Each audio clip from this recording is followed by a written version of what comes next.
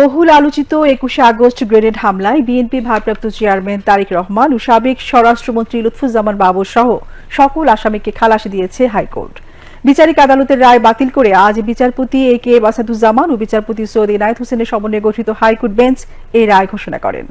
রায় শেষে আসামি পক্ষের আইনজীবীরা বলেন, জিয়া পরিবারকে হেয় করতেই ফ্যাসিস্ট হাসিনা সরকার উদ্দেশ্য প্রণোদিতভাবে তারেক রহমানকে মামলায় যুক্ত করে। রিপোর্ট শফিউল্লাহ সুমনের। বহুল আলোচিত ২১ আগস্ট গ্রেনেড হামলা মামলার রায়কে কেন্দ্র করে হাইকোর্ট চত্বরে নেওয়া হয় বিশেষ নিরাপত্তা।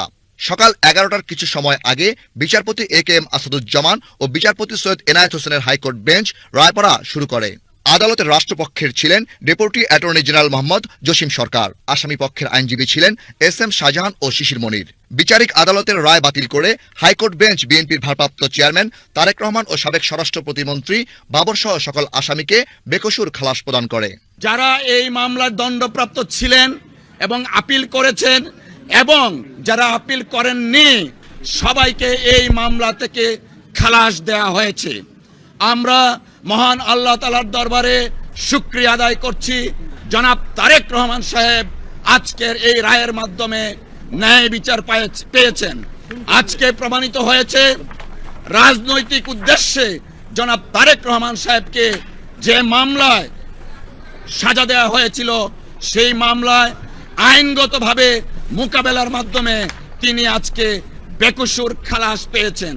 ফ্যাসিস্ট হাসিনা সরকারের ব্যক্তিগত আক্রোশে এই মামলায় আসামিদের যুক্ত করা হয়েছে বলেও জানান আইনজীবীরা। খুবই ইন্টারেস্টিং, ২২৫ জন সাক্ষী নেওয়া হয়েছে। এই ২২৫ জন সাক্ষীর ভিতরে যাদের কনফেশন আছে সকলকেই টিএফআই সেল, যাকে বলা হচ্ছে টাস্ক ফোর্স সেল, এই টাস্ক ফোর্স ইন্টেলিজেন্স সেলে ২০০ দিন, ২২০ দিন, ২৬১ দিন পর্যন্ত রাখা হয়েছে আসামিদের। ফলে তাদের কনফেশনের আইনগত কোনো মূল্য নাই। আদালতের এ রায়ে সন্তোষ প্রকাশ করেন আসামিদের স্বজনেরা। আমার পরিবার ন্যায় বিচার পেয়েছে।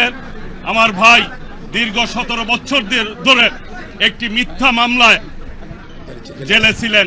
আজকে আমার পরিবারের পক্ষ থেকে এখানে আইনজীবী যারা রয়েছেন তাদেরকে আমি ধন্যবাদ জানাচ্ছি, সাধুবাদ জানাচ্ছি এবং আজকে এই রায়ের মাধ্যমে প্রমাণিত হয়েছে যে মামলাটি সম্পূর্ণ মিথ্যা ছিল, ভিত্তিহীন ছিল।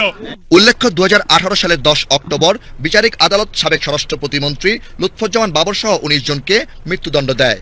একই সঙ্গে বিএনপির ভারপ্রাপ্ত চেয়ারম্যান তারেক রহমান সহ ১৯ জনকে যাবজ্জীবন কারাদণ্ড প্রদান করেছিল। শফিউল্লাহ সুমন,